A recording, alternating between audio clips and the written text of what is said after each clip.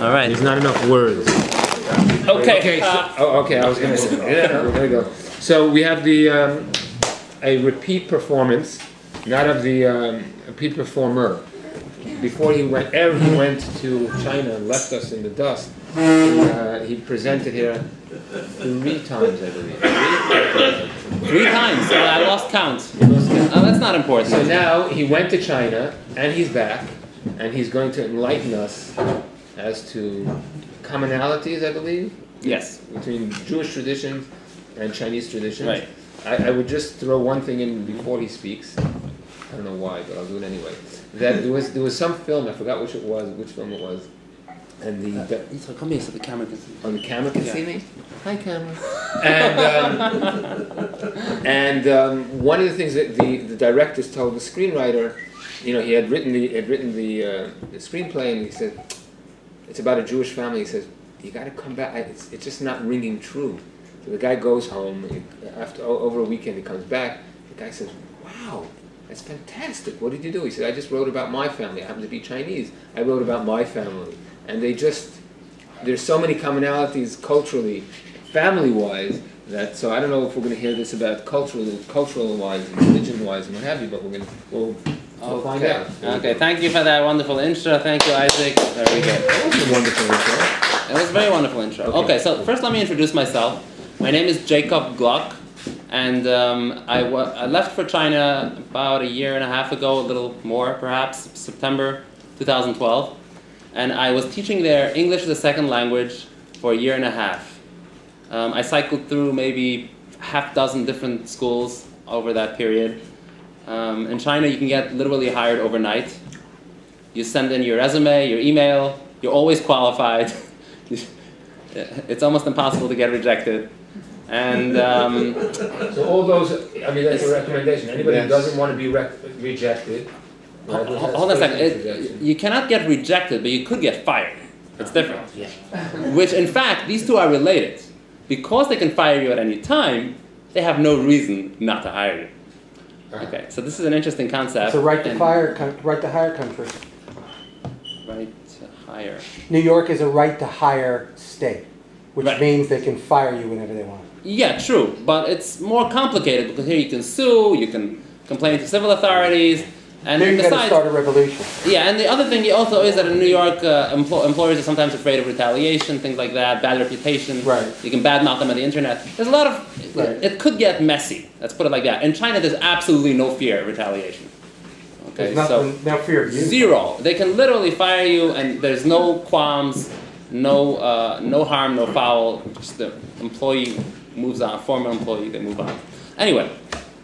That's not what I was talking about. I wanted to talk about an interesting topic, and that is something that I didn't really know before my experience in China, but as my experience mounted over all those months, I started realizing a certain commonality between the Haredi culture that I grew up in. I grew up Satmar, by the way, until the age of 19. I'm now 35.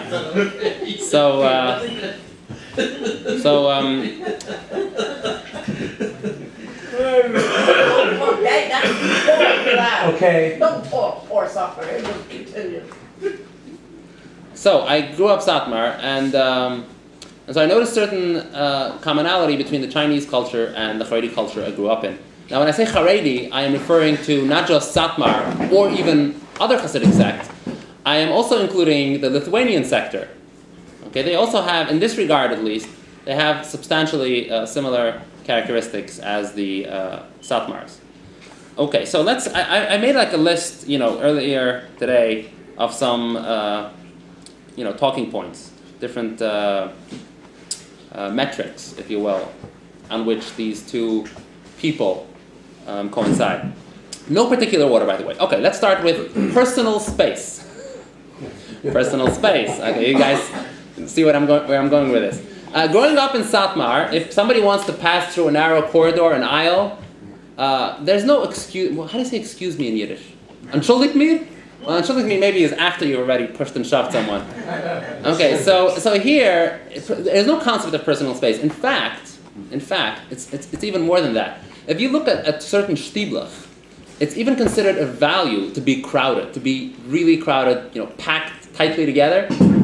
And if you see like Rebbe, like small Rebbes who have these shtiblech, they want their Hasidim to be close together. They want them to push and shove and to jostle, and it feels more homely. Is homely the right word? More comfy, more cozy. They want to build a smaller. Yeah. Sometimes they want to build a smaller. Right. You don't want wide open aisles because it seems like the shul is empty. You don't have enough Hasidim, enough adherents. So sometimes they deliberately do not expand. I've noticed that they deliberately do not expand into a larger room or a larger structure because they want that cozy, comfy feeling. So in China, the same thing. If you build a building and you have a large corridor, they will find a way to narrow that corridor, putting merchant stalls on the side, and then people spilling out from the merchant stalls even more. And so in the end, you have an extremely busy street, and there's only a very narrow passageway in the middle. And these merchants, these vendors, illegal vendors, that is, and they're not shooed away by the cops. They're just let sit there. And for example, China is extremely densely populated. When you have like a subway station over there, it's not like here. You're just walking in and you're waiting for the train 15 minutes. If it takes a train 15 minutes to arrive, then the platform is so overcrowded, it would be literally a hazard, a fire hazard. This is how... Never. You can never get a seat on the train. And the trains come every 5 minutes. Not every 15 minutes. Okay, the average wait time for a train in Beijing is about 2.5 minutes. And so you're talking about a train station... Is this a subway, underground? Some of it is underground, just like the metro in New York. Some of it is... How big is it? Like, how many lines?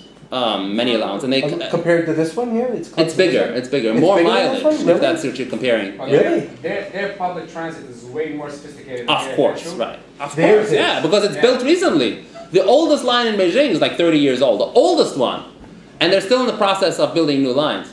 But anyway, I'm getting off topic here. So my point here is that even on an extremely busy station, you're walking outside the station, you have I'm not exaggerating. You have a passageway this narrow, and the merchants all over the place. And this is something you would never see in New York City. You would never, the cops wouldn't tolerate it, social norms wouldn't tolerate it. Why are you narrowing the street even further by positioning yourself so close and constricting the passageway? It just doesn't even make sense. But for the Chinese mentality, it's not an issue. And so this is an interesting thing that I noted. Okay, let's see. Talk on the phone at any time. I just jotted down here, just a little note. If you're in the middle of a meeting with a doctor gets a phone call, personal phone call. Yeah, what's up? Yeah. Just a minute. Yeah. Okay, yeah. Okay.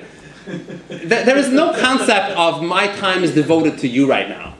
And there's no concept of apologizing, I'm sorry, I have to take this call. There's no warning. You just take the call, and you're sitting there, you're the patient, you're paying for the service, evidently. Just like a supplement, no apology. Exactly. But the concept that you can multitask, this concept that you can multitask in this way, time is never dedicated to one single person. That's the note that I'm trying to make here. In the West, if you're walking into any professional, or even if it's not a professional, even if you're just having a casual meeting with a friend, right? If somebody's interrupting you with a phone call, you would try to, do something to try to, satisfy both parties. So either you would, place a priority on the one you're already with. Normally, you would do that, or you would say, okay, this is a very important call. I'm sorry, I have to take this. Okay, but in China, you don't do that. No warning, no apologies. It's just multitasking.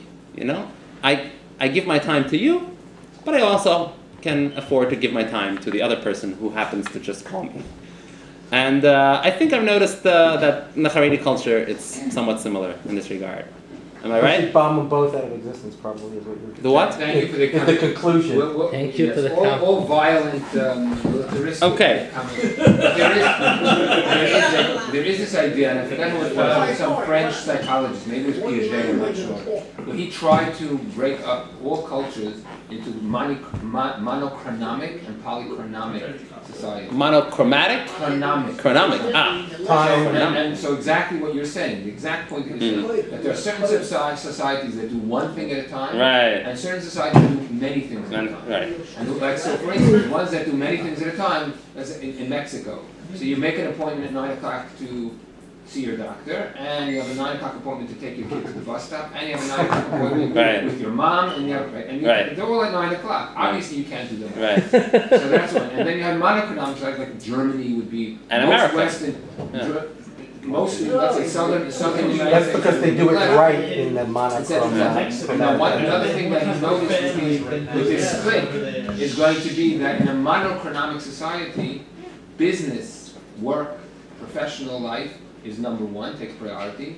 Then comes family, much lower. Then come friends. And a polychronomic society, first and foremost, is family. Way below that is friends, and really, really way below that is business and professional and work and life. Yeah, it's interesting if that can apply. It's I mean, obviously China would fall into the category of monochronomic, right? Polychronomic, right. Probably a good reason why they're third world countries. Yeah. Okay, so let me continue. Okay, can I have, yeah.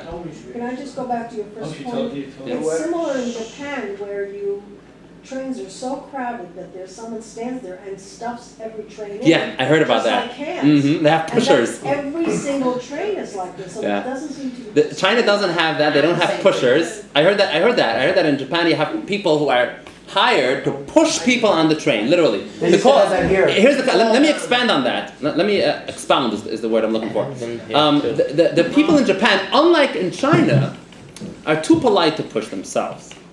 So it becomes a problem because you have to get the crowd moving. You can't have them piling up in the station, right?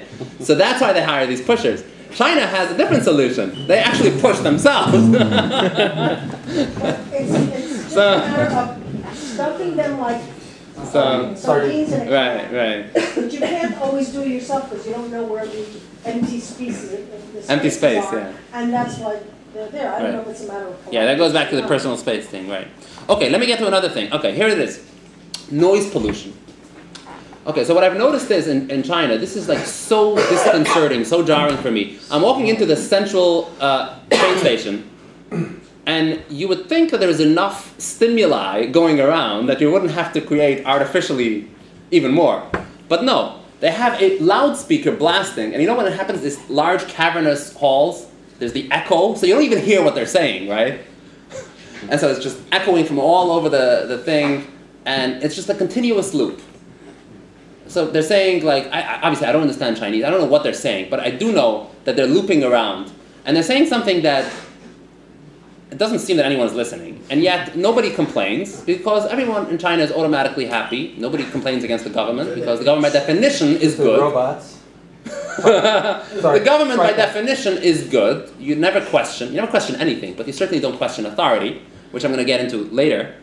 And so basically that's the norm. You have noise pollution. And then when you're walking into the window, you have, just like here in postal stations and other government bureaucracies, they're behind a counter, there's this glass divider, and you can barely hear what they're saying. And remember, they're multitasking, so they're not just serving you. They're also serving 4 other people who are gathering around a single counter, one person, one clerk, and they're serving 5 people at the same time. Okay, and you never know, the concept of a line of a queue, that's relatively recent, and the government is actually trying to promote it. If you walk into the subway cars in China, you will see a video that trains people how to line up. I'm not kidding. This is how it is. Okay, they train people line up and actually make room in the middle for people to exit the train. Right? You line up on the 2 sides, and then after people exit, you go in. All right? So this concept of a queue is completely Western. We should appreciate this. I mean, this is a certain level of sophistication we have reached as a society to say, you know what? I'm willing to give you priority on the queue in return for me knowing that I got my spot in the queue behind you. This concept doesn't exist in China. Everyone simultaneously tries to get in there. So it's not linear. Sometimes certain sociologists make this distinction that in China it's circular. China has a circular mentality, whereas in the West it's linear, moving forward, progressing. Where in China it's all like simultaneous, circle. I mean, it's an interesting thing that we get high praise for being able to line up.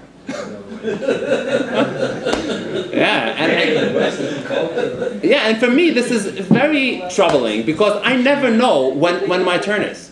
I mean, if I'm not aggressive enough, I can stand there for an hour because other people will just jump ahead of me in line.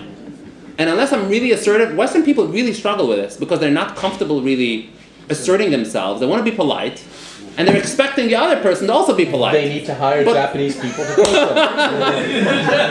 They need to hire pushers to get to the... Exactly. By the way, Israeli society is a similar thing in the reverse. That you're expecting, when you get to a bank, you're expecting that you're going to push ahead in line. And therefore, the American that doesn't know that you're going to push that ahead in line, he's just going to stand there for an hour or two, not being served. I've heard reports of this. Yeah. Of Americans coming to right. Yeah, some of the similarities between Chinese and the Hasidim and the Haredim are also parallel also the Israeli mentality, the Israeli culture as well. Okay, so let's see, what else? No advanced planning in China. This is the most phenomenal thing you guys will ever encounter. Okay, I worked at different schools. There's no schedule. Not only is there not a schedule, it goes even further than that. You never know, for example, when they have like national holidays, like a week and spring break, this and that. You never know in advance when the exact starting date of the holiday is. And not only that, but listen to this. If you have like a franchise, okay, so let's say sometimes you have schools that have locations in different parts of the city.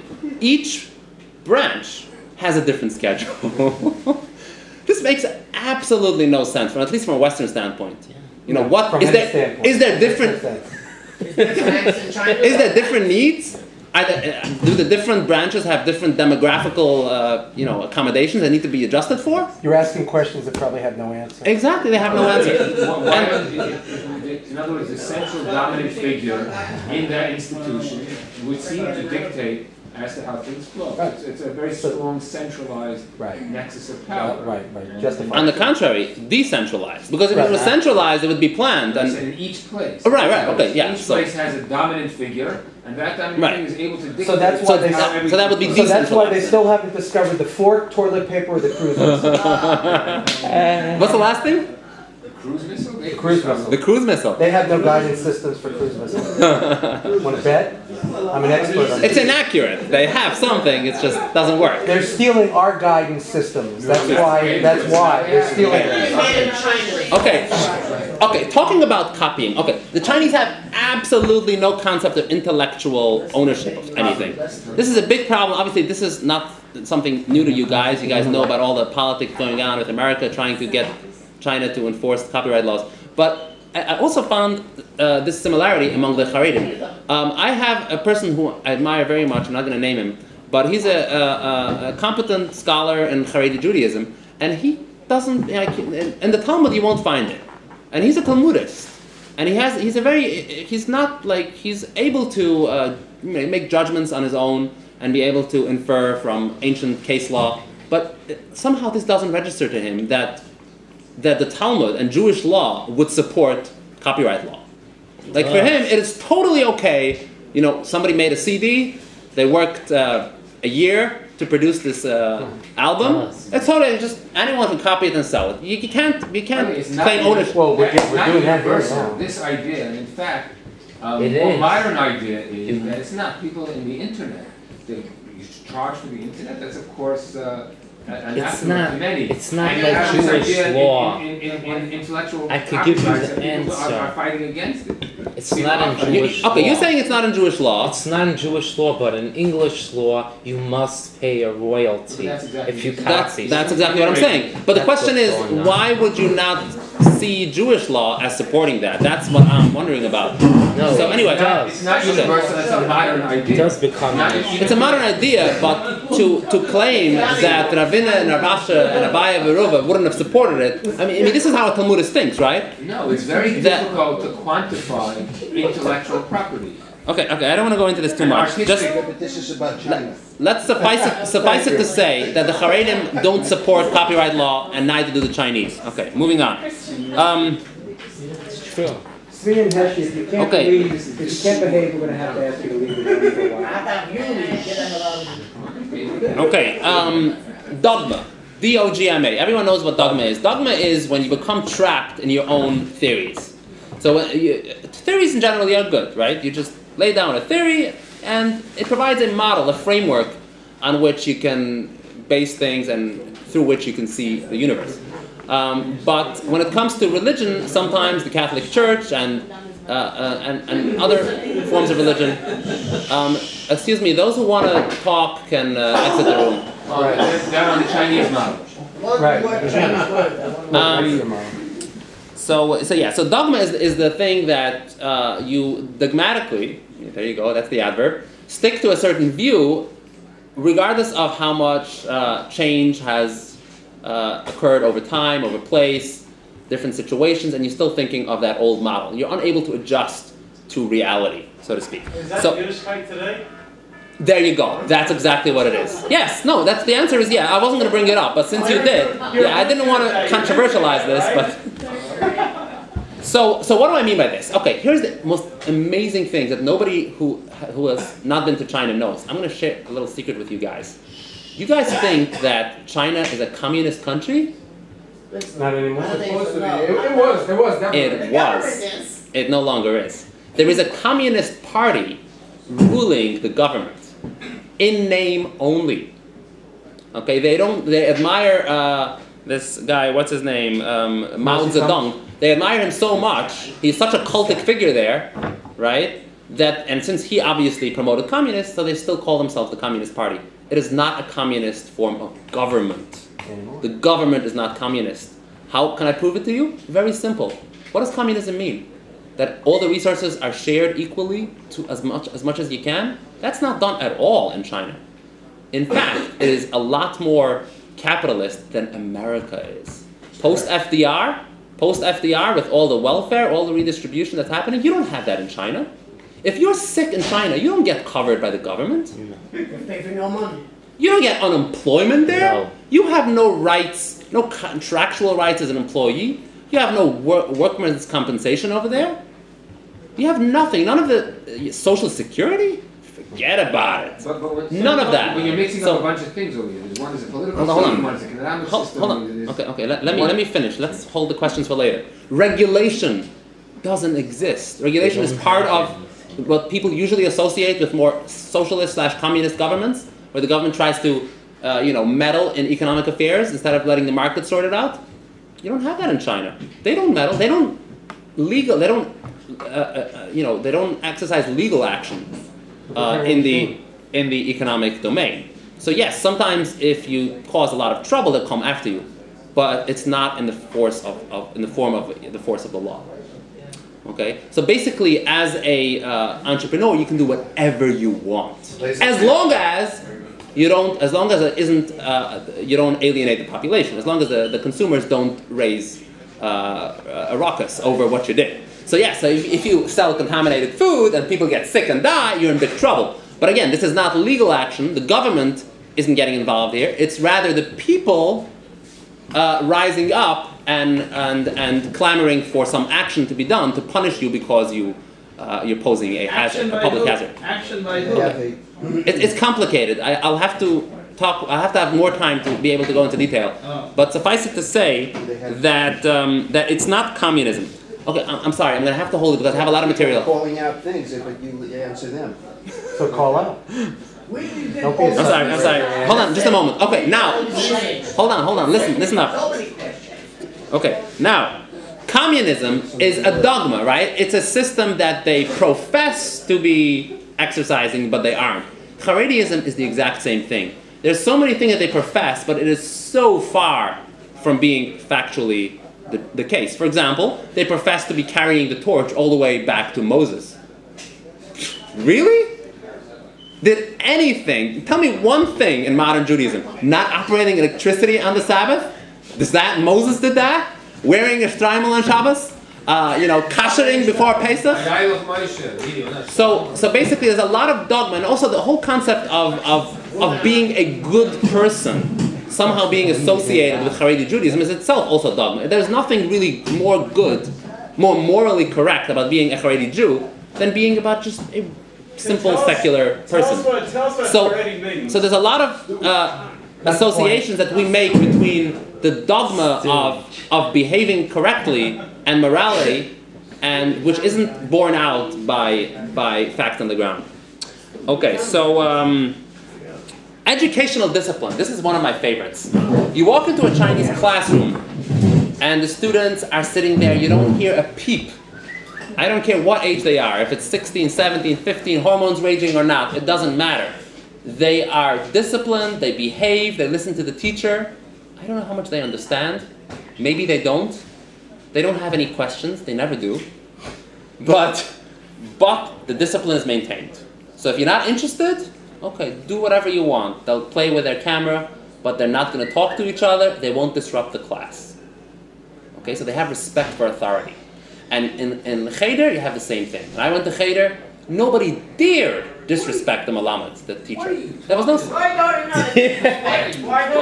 no such thing in my classroom. The Malamed came in, he stepped into the classroom, everyone stood up, out of respect. Out of respect. Mine, I got slapped. Out of respect.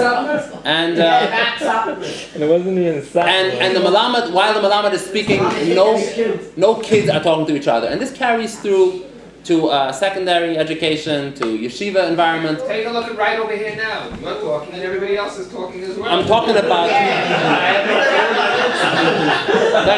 talking about K-12. Okay, talking about K-12. In the K, Well, this is not to half the people in there. Yeah, in the K-12, in the K-12 educational system, there is definitely a lot of discipline. You have that in Haredi Judaism. You have that in Chinese. You don't have that in public schools. And private schools, to some greater extent, I suppose in public schools, but still probably not as much as you have it in the Chinese and the Haredi schools. Okay, cultic worship. All right, that's a good one. Certainly among the Hasidim, they have this obsession with their leaders. Okay, so you're worshiping not an idea, you're worshiping the person. Right? The person So presents an idea. yes, but like but let's be fair. Okay, talking about fairness. If Satmar Rabbi Joel Teitelbaum decided he would be pro-Zionist, do you think his Hasidim would all have abandoned him? They would all just left en masse? How dare you be pro-Zionist? We're done. We're through with you. We're gonna fire you. We're gonna hire a new rabbi. They identify with the idea. Okay, so basically, that's why they follow him. right. But let's just be real. Okay, so it's following him first, and whatever he stands for, we stand for. So it's and if you look at all the other Hasidic rabbis, it's also they have this insane devotion to the person. Because he represents holiness. Right. He represents holiness. Yeah, that's a good characterization. He represents holiness. So it doesn't matter. It doesn't matter what he actually says or do. It's just what he represents. And in China you have Mao Ze Dong. Same thing. Even to this day, 40 years later, and there are many policies, and these economic policies, social policies that have been discredited. For example, the Great Leap Forward. Yeah. You know, millions of peasants died in that policy. And you know, going into the details is not relevant right now. But the fact that nobody criticizes it is actually a result of him being such a charismatic and such a dominating figure in Chinese society that nobody dares criticize anything that he puts his stamp on. If he did it, then it's got to be right. You can't question it. You can still disagree. Because the person supplants the idea. Okay, you give more priority to the person than to the idea that he puts forward. Do they acknowledge or are cognizant of Karl Marx and Jewish roots of communism? Do they what? Do they understand Jewish roots of communism? Do they understand that communism is started by Karl Marx? Like I said, it's not a communist country. Why? Well, and just in terms of his history, who studies history there? I don't know. Nobody. No, nobody studies history. It's a very pragmatic society. There's no abstract concepts there. They're not concerned with where their dogma comes from? No. Not at all. No. It's interesting. It's not a theoretical society. It's just So that's do. very unlike Judaism, where we are constantly looking towards. Unlike Judaism, but I'm not referring to Judaism. I'm talking about Haredi. Okay. There's a big difference. The Haredim are not, Judaism at large and the Haredi subsector of Judaism is quite different. So let's not confuse the two, right? I'm not drawing a parallel between Chinese society and Judaism at large. I'm drawing a parallel between them and Haredi culture. And Haredi culture, to a very large extent, does not question and does not engage in real theoretics. Okay, the Rambam, Maimonides, is the only true philosopher in a long chain of Jewish history. And what do people study? The Sefer Hayat. Do they study Moreh Nevuchim? Oh no, that's banned. Don't you dare look at that book, the Guide for the Perplexed. What, you're perplexed? So there's no theoretics in Haredi Judaism. Not, obviously people can argue all day about this, but in my opinion, in my assessment, their theoretical ideas and philosophy are discounted in Haredi Judaism, and it's all about doing. And China is also the same thing. You just do things. You don't ask questions. You don't ask about how did it evolve. History is not important. Okay, abstract ideas are not important, and you don't question things. Which brings me to the next thing. That I have like 3 or 4 more talking points. Okay. Okay. Don't ask for a reason. I touched on that earlier. So the children in a classroom, nobody ever asks a question from the teacher. It's amazing. Just sitting into a Chinese classroom or watching a teacher or the students interact is very different from the way it works here, especially in secondary education. Professors usually want feedback from their disciples, from their students. That, do you understand? And they don't want to just hear a nod. They don't want to just see a nod on of the head. They want to get like verbal confirmation in the form of a question, a comment, something. But in China, it's considered inappropriate. It's considered disrespect. Because if you're asking a question, either you're embarrassing yourself because you didn't understand your teacher, or even worse, you are questioning or disrespecting your teacher by asking a question about disputing. Okay, it's seen as disputing or contravening what the teacher has said. So the safest thing to do, don't embarrass yourself, and don't embarrass the teacher. Just don't ask any questions. Okay. Even in private, correct. Even in private. So whenever you're instructed in any trade or anything, you just listen. Now, are you saying that that's similar to Haredi culture? Yes. That they don't question because you cannot question leadership. You cannot question the Torah. You cannot question anything that is being passed on to you. That you're being told to do. It's not understanding. It's like you want to understand it better. Like you don't have an understanding. It's not like you're questioning that you think it's not true. You just want to understand what you just said. You're talking about. Yeah. You're talking about what, Haredi or Chinese? No, Chinese. They want to understand. Yeah, but they will not speak up in their attempt to understand. So if they don't understand, you just don't understand. Correct. They will not admit that they don't understand. This is a big challenge. Me as a teacher, as an ESL teacher, English as a second language, it's very difficult for me to know if my students actually learned and understood what I would say. So in a Western setting, I would ask them, and they would actually tell me, do you understand what I said? But there, they will always nod their head. And the only way I can actually know that they mastered the material is by asking them to speak up on their own. They have to use the word in their own sentence. If I just simply ask them, do you understand what I said? Do you understand the meaning? They would just nod. And this is why you have to be creative. When asking a Chinese person a question, they will always say yes. Are you comfortable? Yes. Do you understand? Yes. Like you're giving them directions. Did you understand my directions? Yes. They didn't understand. And it's, this is how it is. Yeah. Okay. All right, so what else? Let's see. No law. Okay, only custom. So in China there is no law really. Okay, the law, nobody knows the law, nobody cares about the law, there's no lawyers over there, there is no legal body really, and they don't want to mediate things through the use of the law. The courts are not developed, and in fact, people would really frown upon being brought into court. An employer, for example, whose employee wants to take them to court, they would consider that an extreme insult, a very significant, it's like going to war against me. Now, in the West, we're much more tolerant of that. It is considered simply, okay, we try to mediate, we try to resolve a dispute, didn't work, so we take it to the court. So the court resolves the matter. Over here, it's like literally taking up arms. And so they would blacklist you, they would try to undermine you, and so, okay, so why don't you use informal channels? Well, the answer is you can't.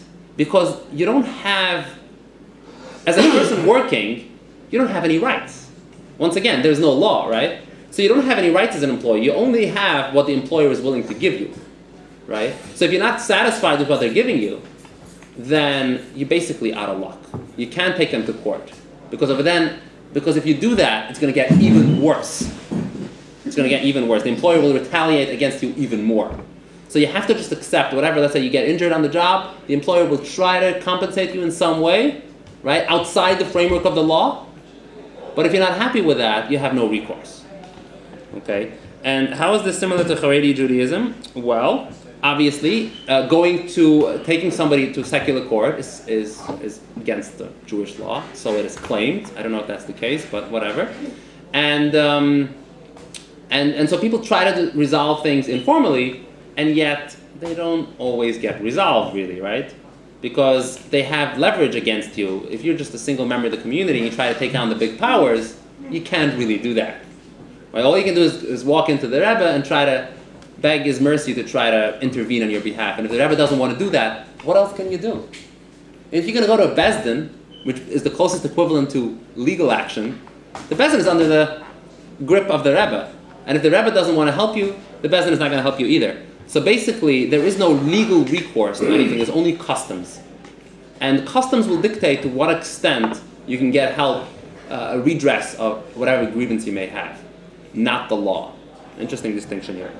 And like, for example, in China, the Philippines are trying to take them to the, what is it called? The International World, whatever? The World Court. World Court.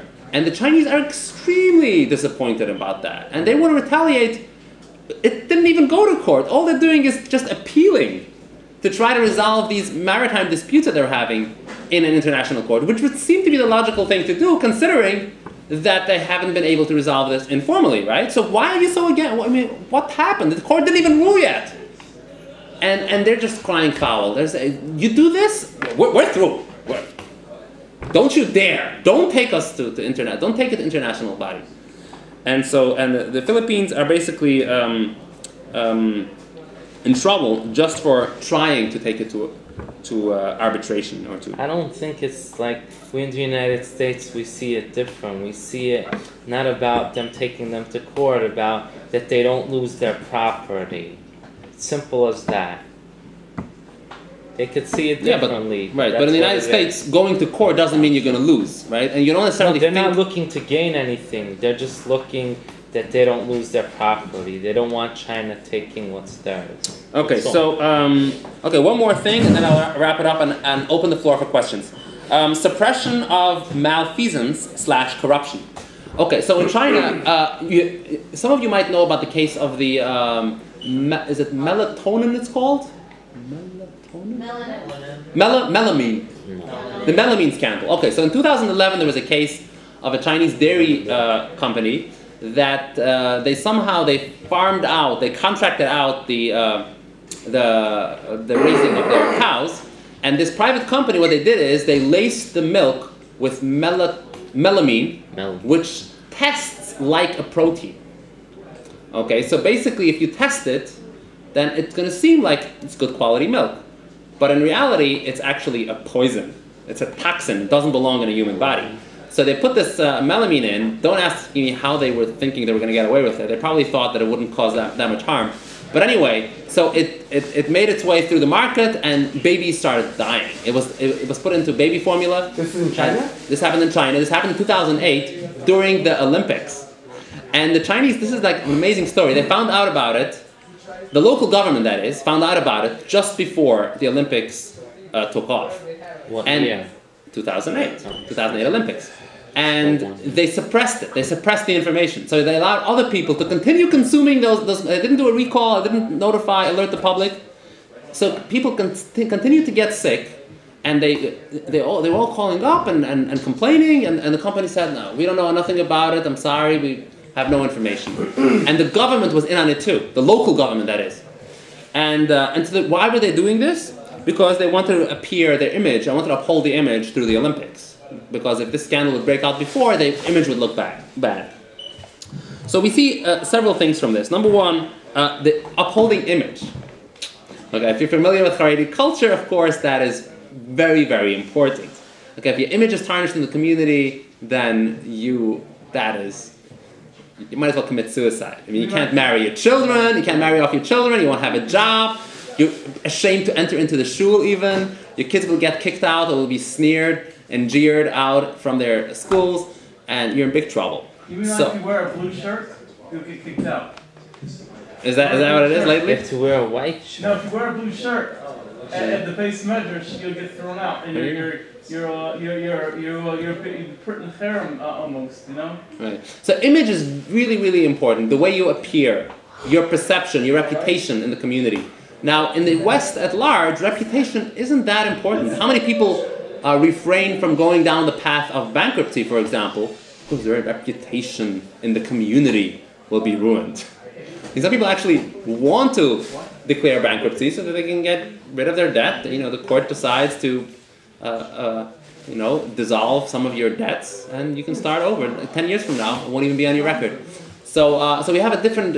We're not ashamed of certain actions that we do. Whereas for the Chinese, I once saw a sign: "Don't shoplift, because you will be something like the community will." Something reject you, or you will be embarrassed. Remember that? I saw a sign like that once, and I was puzzled by that. What? I will be embarrassed if I shoplift? Is that all? Will I get arrested? I'm not getting arrested. You're gonna embarrass me? But you're gonna put me in public and tell all the public this guy shoplifted. Is that a punishment? But in China it is. And guess what? In Haredi Judaism it is too. Imagine if the Rebbe calls out in the middle. Look, Nucham there? You see Nucham over there? He jacked off this morning. Imagine if the Rebbe did that.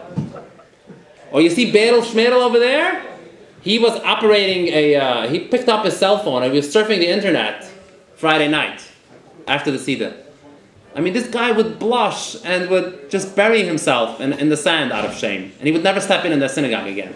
This would be the biggest punishment ever. This person would rather pay $10,000 rather than undergo such an embarrassment. Am I right? Am I right? Okay, so you see this kind of the force of embarrassment, which exists very strongly in Haredi and Chinese culture, but not in mainstream America. Okay, so I think that I covered most of my points, and I have more, but I've been talking for too long. So let me hear from you guys. If you have any comments, remarks, questions, please, now is the time.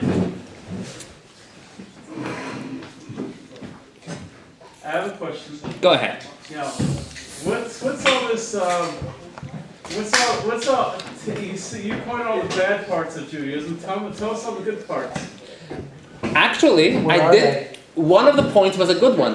Educational discipline. That is actually something that I like, and something that I liked about the Chinese, and it's something that I like about the Haredi system. But how do you make the connection between the Chinese and the Haredim? Yes, you know? I see that too. I really don't see. I mean, I know you see how they're very regimented, right? How they are what? Regimented. Right. I mean, did you grow up religious at all? Did you grow up I grew up Satmar, yeah. You grew up Satmar, right? I grew up not religious at all, right? What? You went out the bubble? I didn't go to Baba. Why Satmar? Yeah? So you Because know they're the most first, retarded. So, I mean, like, did you ever go to China, right? You went to China? Yeah. Yeah? So, and maybe you should, like, give a benefit of the doubt, you know, maybe that people just down the cops trying to be as righteous as they can, you know?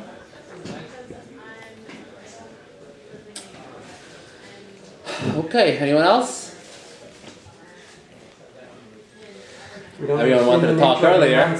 No, but I didn't see on your last point how the second to the last, how the Haredim are the same as the Chinese. Which point? The second to the last thing that you said. Which is the no law, you mean? No. Not the no law. I forgot what it was exactly. Talking about suppression of malfeasance? Oh, yeah. Okay. I'm sorry, yeah, you're right. I didn't draw the parallel. Okay, Nehemiah Weberman, that's what it is. Okay, so the Weberman scandal, the Haredi world pretends that it didn't happen. To uphold their image. So if you ask a typical Haredi person, is Weberman guilty? Did he molest the woman? I mean, I'm assuming most of you know about the case. This is a person who he's being accused of sexually molesting a woman. And a woman or a girl? A girl, okay. A girl, an underage girl. And to most objective observers / analysts of this scandal, they would argue that this in fact did occur. I mean, he's been accused by many other people of molestation. And you know, it's pretty obvious to me at least that he actually did it. And yet, not only did the Haredi community launch a major campaign to raise money and to defend him, but reporters have actually gone in the street and asked just average people what they think about the case. And not only did they advocate defending him in court, but they actually believe he didn't do it. And they say their argument for that is that he's such a upright person. He has such a great reputation. It's impossible. He couldn't possibly do such a thing. That's basically their argument. In other words, image trumps reality. Because he looks like such a righteous person, he wears a hat and a beard and all the 9 yards and all the garments. And so the looks is more important. The image is more important than the facts surrounding the case. And so they will actually suppress the wrongdoing because they want to uphold the image of righteousness and of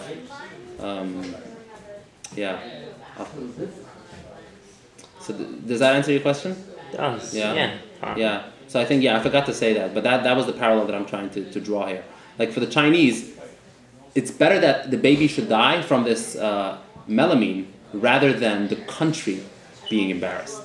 Yeah, that's where this is like it's crazy. Haredi world the same. It's better that we should have a girl. See that. It's better that we have. We'd rather. I shouldn't use the word better, but we'd rather continue having people in the community being molested rather than admitting that this is actually happening. Well, that's because they don't value human life very much in general, and they have no notion of the sovereign individual. Let me rephrase that. They value image. It's a herd society. They value image totally over. Herd-like.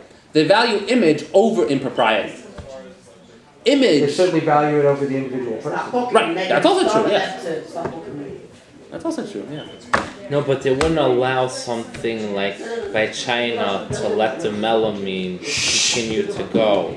So that's why I don't see a parallelness. But I see somewhat what you said about Weberman, about the Hasidic community. I see what you're saying. It makes a little sense. Similar to China. I find it very funny that they're not interested in their own political roots at all. Zero. Political roots? Well, the roots of communism, the historical European Jewish roots of their own system. Right. They're oblivious to it. So that's another parallel there. Are you drawing a parallel? Well, it could be. It is. No, I second that. The Chinese don't study history, and the Haredim don't either. Mm-hmm. The Haredim don't study Jewish history, and the Chinese are also largely unaware. History as a subject is not practiced. I mean, if you go to typical, educational curriculum, they don't really study history. They do study Chinese tradition, which is different from history. History but are they aware an that objective their political system comes from Europe in the early 1800s? They're not interested in politics. There's no two-party system there. Nobody cares about politics. There's no political science there. There's no awareness of this at all? There's no awareness of political systems, no. Yes, it's hilarious. I mean, unless you're really, really well educated. This is not from their own history. The Chinese do not want people to know that political systems other than what they practice exist. So it's considered actually heresy for But you to what they be... practice is a copy of European thought. They do, yes, but there's only one way. In a typical political science course, you're being introduced to different ways of running an economy, right? But for China, the orthodox way of thinking is there's only one way of doing it. And you're not exposed to different possible methods of tackling a problem. And if you try to block a tank with your person, you'll disappear into a gulag and you'll die the death of 1,000 cuts, without a doubt. Is that what happened to tank? Right? That's what happened to tank. Tiananmen Square. All right, so if there are no further questions or remarks, thank you very that'll much. Very conclude the interesting. presentation. Thank you very much for listening. Hope you enjoyed it. And this will be made available on YouTube, hopefully. So in case you missed something, or in case you want to rehearse and study the matter, you can review it on YouTube. He disappears and comes back in right at the end, right? I still find it